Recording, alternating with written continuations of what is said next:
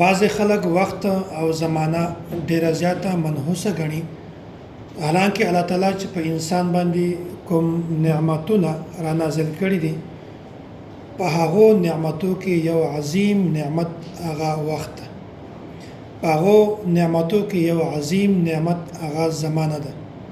ځکه چې د انسان زندگی، د انسان بقا، د انسان کامیابی او د انسان مهنت دغه ټولو تعلق د دغه وخت سره او د زمانه سره ده. د وخت سره او د زمانه سره ډیر زیات تعلق ده.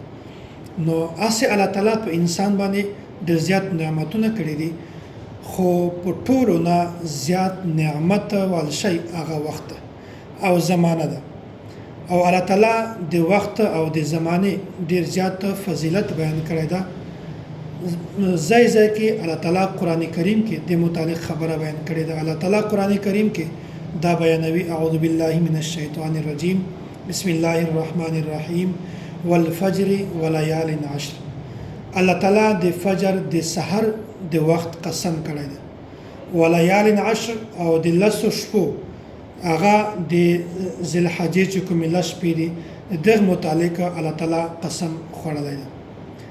او داسې الله تعالی قران کریم کې دا خبره بیانوي: والصبح اذا تنفس.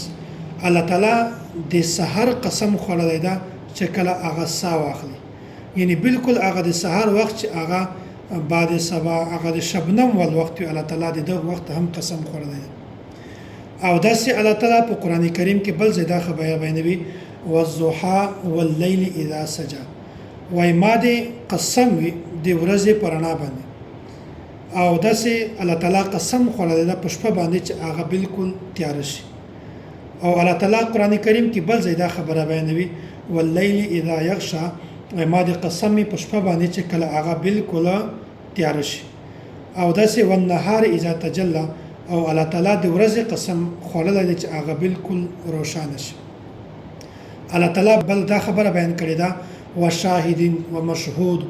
الله تعالی بل ځای دا خبره بیان کړې ده: والعصر ان الانسان لفي خسر.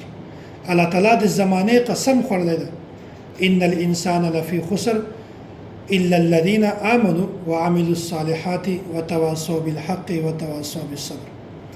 نو ګورئ، بعض خلک داسې دي چې هغه وخت او زمانہ دا ته د نحوست ولوي.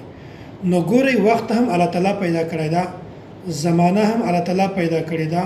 په دې وخت او په دې زمانہ کې چې کوم واقعات پیښیږي او کوم حادثې پیښیږي یا داسې کومې تبدیلیانې کېږي کی کوم ښه کارونه دي کوم بد کارونه دي، دا ټول د الله تعالی له طرفه دي.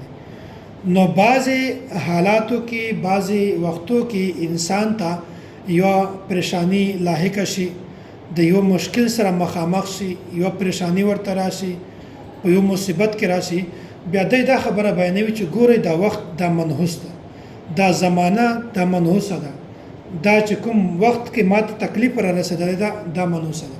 ګورئ، د ما کاروبار خراب شو نو دا وخت منحوس ده. د ما بچی وفات شو دا وخت منحوس ده. د ما په زندگی کې، د ما په عملی زندگی کې تبدیلی راغله، خراب شو، دا د وخت نحوست ده.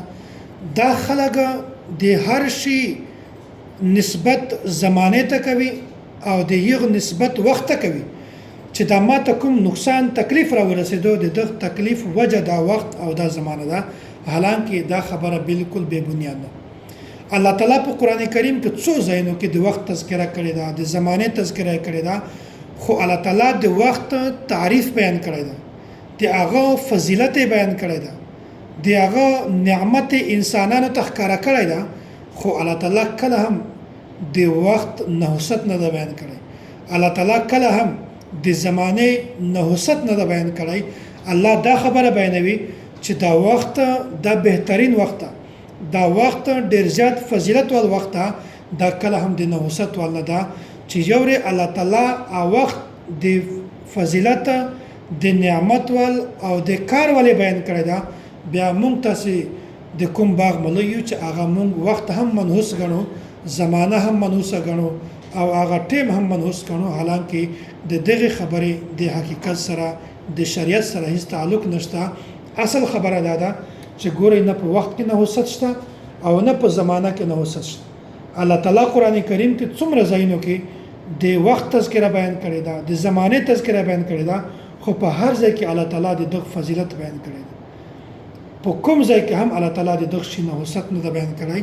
نو موږ تاسو خپل هم د داسې غلطو خبرو نه ځان بچ کوو او نور خلکو ته هم د دې ترغیب ورکوو چې اصل کامیابی ناکامی د هر شي حادثات واقعات ټول د الله تعالی دی طرفانه دي، په زمانه کې او په وخت کې کله هم نحوست نشته.